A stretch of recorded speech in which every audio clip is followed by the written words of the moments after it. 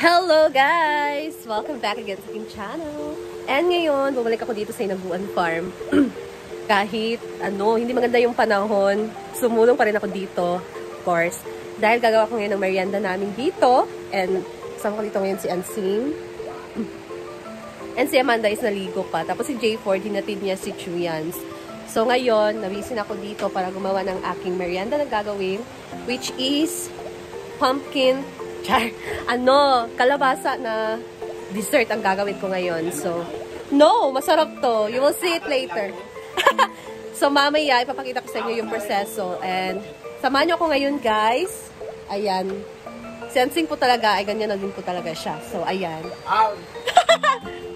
Ayan. So, samahan nyo ako ngayon, guys. Let's go. Ayan. So, una, meron akong binili kalabasa. So, kalahating kalabasa yung binili ko. Kasi yung main ingredients natin is itong kalabasa. So, sigurado ako magugustuhan nyo ito, guys. Ang, natin ngayon. Patan ko muna itong kalabasa. Grabe, hindi talaga maganda ang dito. Yung weather dito. Mag-iisang linggo na. Para mag-iisang linggo na siya na maulan. Yes, nisira yung kalabasa. Madilim yung paligid. Medyo, hindi, gloomy kasi talaga. And, hindi ko alam kung merong bagyo. Kasi na-search ko sa Facebook. Ano man na? Hindi, uy! Ay, man siya ka ng... Ang iyong pumubutang is leche plan. Nawala ko. Ha? Hindi. Leche plan. And lang siya habagat, pero grabe guys. Leche plan ang gagawin. Sobrang lakas ng ulan. Dito leche plan. Wala lamig siya. Napong gigana. Lum. Madali lang to na recipe, guys. Pwede nyo itong gawin. Para naman, and healthy, and syempre healthy ito kasi, di ba, kalabasa yung main ingredients natin dito. So, very healthy. Ayan, guys. So, tinawa ko ni Amanda tapos siyang maligo. And bibigyan niya daw ako ng dress.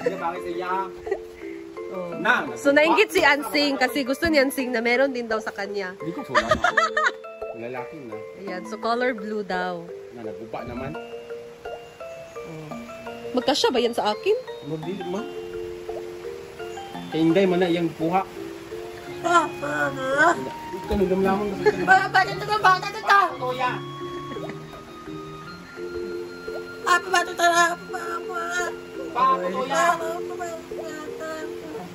Bigay daw niya to sa akin. Thank you! Ito guys, binigay ni Amanda. Baka babawiin niya din to. Oo, mamabawi mo na. Mamabawi na siya.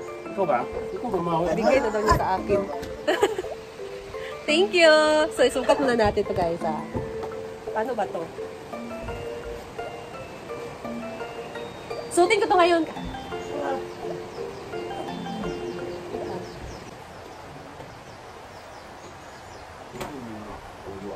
Parang hindi magkasya. Chada. Ano mo na, oh? Hinapda ko mo na isa. Ano mo na yung kuwan di ay? Sunod mo na siya, anak. Di ba? Chada!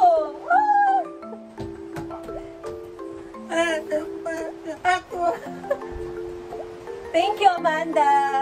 Ayan. So, ayan guys, sinukat ko and sakto naman siya sa akin. So, tatanggalin ko lang tong damit ko para maganda na siyang tingnan. So,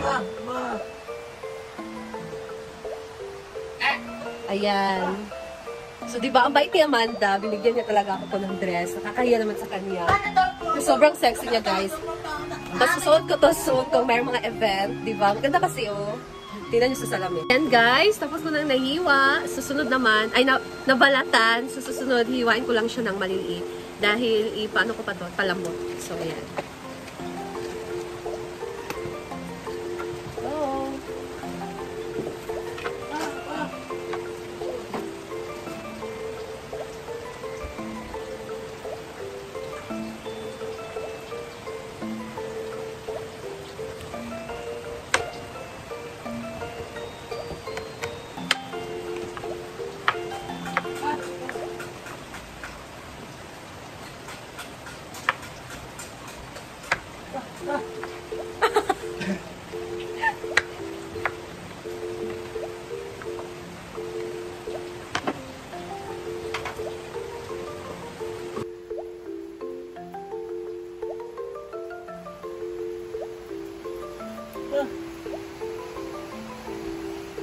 So, ayan na guys. Tapos na ako maghiwa. And hindi ko siya inubos kasi ang tigas. Hirapan ako maghiwa. So, ayan. Ito lang. Madami naman to. So, ngayon, habang naghintay ako ng tubig na pinainit ko, pinagkapi ako ni Amanda. Ayan. So, tingnan niyo guys. Pinagkapi niya ako dito. And siya naman dyan ay naghugas. Ay, hindi pala. Nagano siya, nag-igib ng tubig kasi minsan lang umaano yung tubig. Ayan. Ayan guys. So, hinintay ko muna yung kalabasa ko na lumambot. So, tambay-tambay lang muna. And, madali lang din naman tong merienda na ginawa ko. So, ayan guys. Ayan, naglinis si Amanda sa mga drawer ng rack. Tutulungan ko sana siya guys kasi gumawa pa ako ng content ko. And sa paglinis na lang doon sa rack, tutulungan ko siya.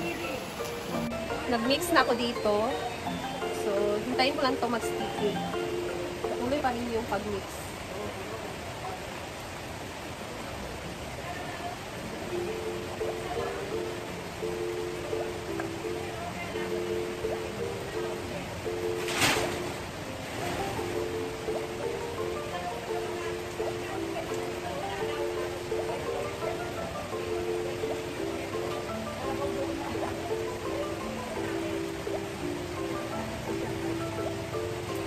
Ayan guys, pag ganitong sticky na siya, so patuloy pa rin ang paghalo, no?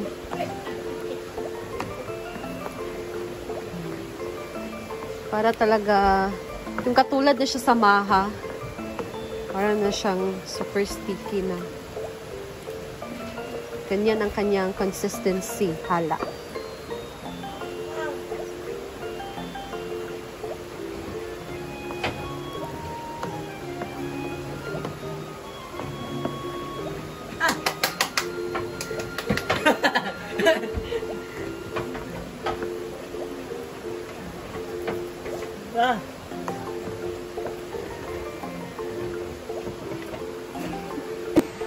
Ayan.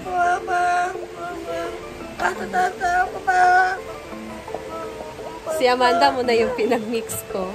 So, ayan. Ayan guys, so naluto na ang dessert na ginawa ko na kalabasa. So, ilagay ko muna siya sa ref para tumigas at para na din siyang maha. So, ayan. Siyempre para lumamig, diba? So, let's go!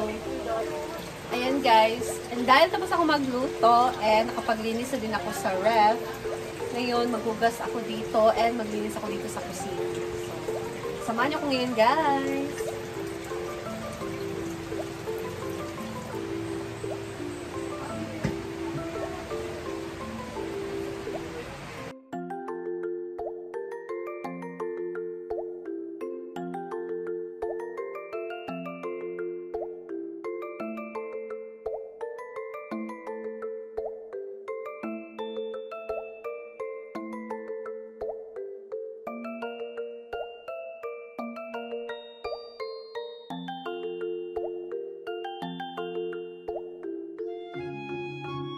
Try nyo din itong gawin, guys.